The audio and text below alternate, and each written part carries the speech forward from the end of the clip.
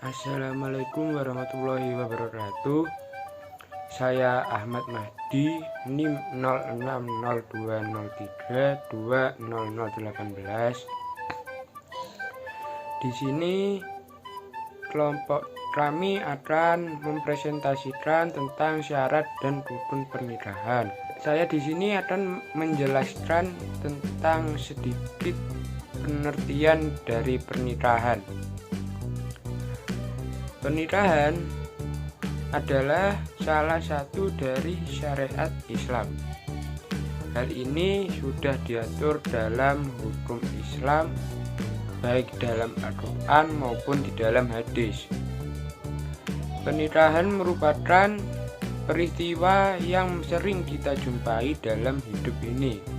Bahkan setiap hari banyak umat Islam yang melakukan pernikahan, di mana pernikahan ini mencegah perbuatan yang melanggar norma-norma agama dan menghindari zina.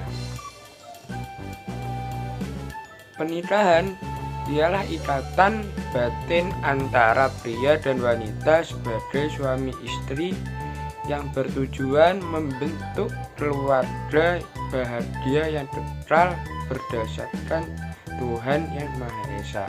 4 mazhab menartikan sebuah pernikahan dengan berbeda-beda.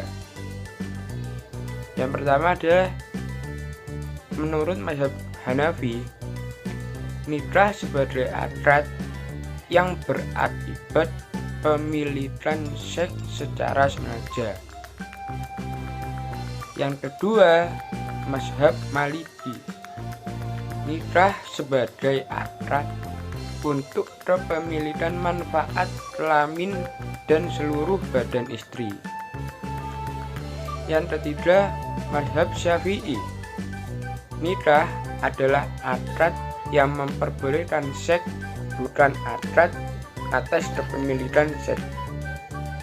Yang keempat adalah mazhab Hambali, nikah adalah akad yang diucapkan dengan kata taswid untuk kesenangan seksual.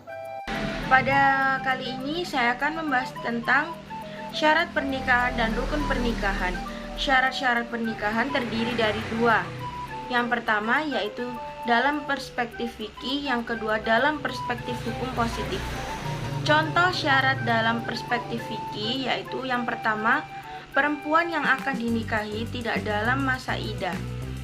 Yang kedua, perempuan yang dinikahi bukanlah mahram dari calon suami sebab nasab ataupun sepersusuan. Yang kedua, dalam perspektif hukum positif, yang pertama, usia laki-laki pada usia 19 tahun, sedangkan usia perempuan yaitu pada 16 tahun. Yang kedua, harus ada izin dari orang tua. Yang ketiga, harus berdasarkan persetujuan kedua mempelai. Selanjutnya adalah rukun pernikahan. Yang pertama adalah calon suami. Rukun yang pertama yaitu bukan mahram. Yang kedua, tidak terpaksa. Yang ketiga, jelas. Yang keempat, laki-laki tulen. Rukun pernikahan selanjutnya adalah bagi calon istri. Yang pertama adalah bukan mahram. Jadi, sang calon istri bukan mahram dari sang calon suami. Selanjutnya, jelas. Jadi, sang calon istri dan apapun yang terkait olehnya telah diketahui oleh dua mempelai dan keluarganya. Yang ketiga, dia dalam masa iddah.